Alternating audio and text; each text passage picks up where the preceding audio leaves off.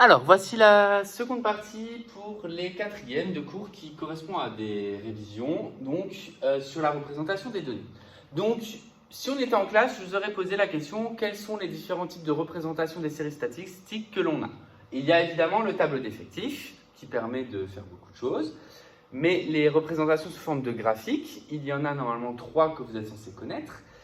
Il y a la représentation de diagrammes en bâton, comme on va le voir sur cette question-là, qui correspond à un caractère quantitatif discret, puisqu'au final, on va représenter des simples bâtons, c'est-à-dire des simples segments d'une hauteur qui va être proportionnelle aux réponses, mais ces segments vont être séparés les uns des autres, puisque le caractère est discret, qu'il y a des trous entre les réponses. Je vous rappelle l'histoire des chats, 2,5 chats, c'est pas possible.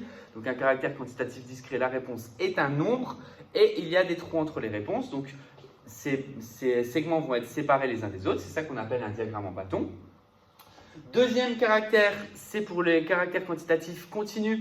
Cette fois-ci, ça va être des rectangles dont la surface est censée être proportionnelle aux réponses à la hauteur des effectifs ou des fréquences, puisque en ordonnée, vous allez voir qu'on peut y mettre soit l'effectif, soit la fréquence. Moi, je vais choisir l'effectif dans ce cas-là et peut-être la fréquence dans les autres, je ne sais pas.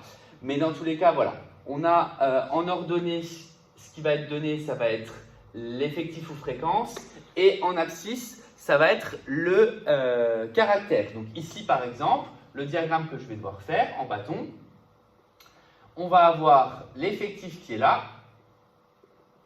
et ici, le caractère, c'est-à-dire c'était quoi? La note sur 5. Donc, on va avoir ici 0. Alors, 0, on pourrait très bien le décaler si on veut. Mais moi, je le mets ici. Ensuite, 1, 2, 3, 4 et 5. Et les effectifs, on voit que ça va jusque l'effectif total est de 30. Il n'est évidemment pas complété dans le graphique. Mais l'effectif max est de 16. Donc là, ce que je peux faire, c'est d'aller de 2 en 2, par exemple. Donc là, je vais choisir 2, 4, 6, 8, 10, 12, je ne vais pas avoir assez de place, mais ce n'est pas grave, 12, 14 et 16. Et donc là, c'est l'effectif.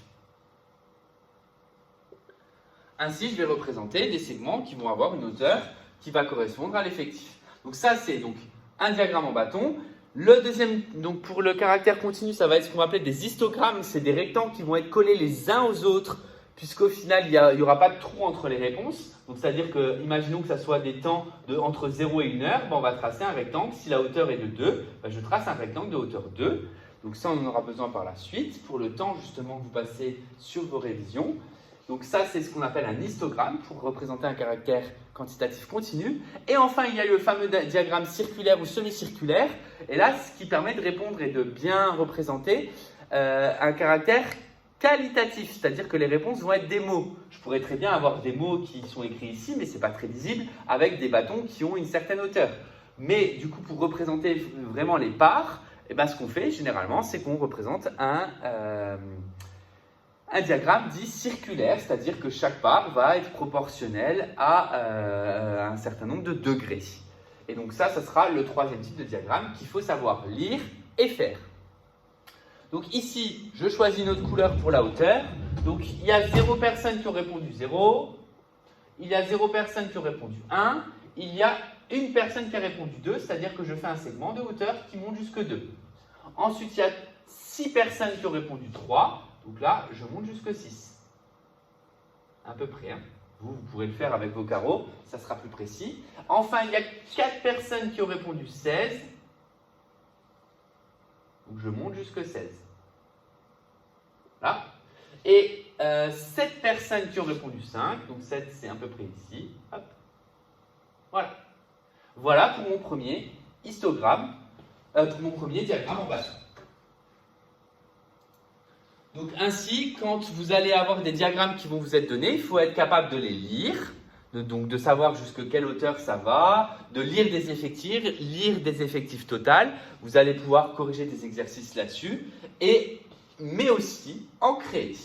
Voilà pour cette partie de cours sur les diagrammes en bâton. Nous allons donc maintenant étudier les histogrammes dans une prochaine vidéo.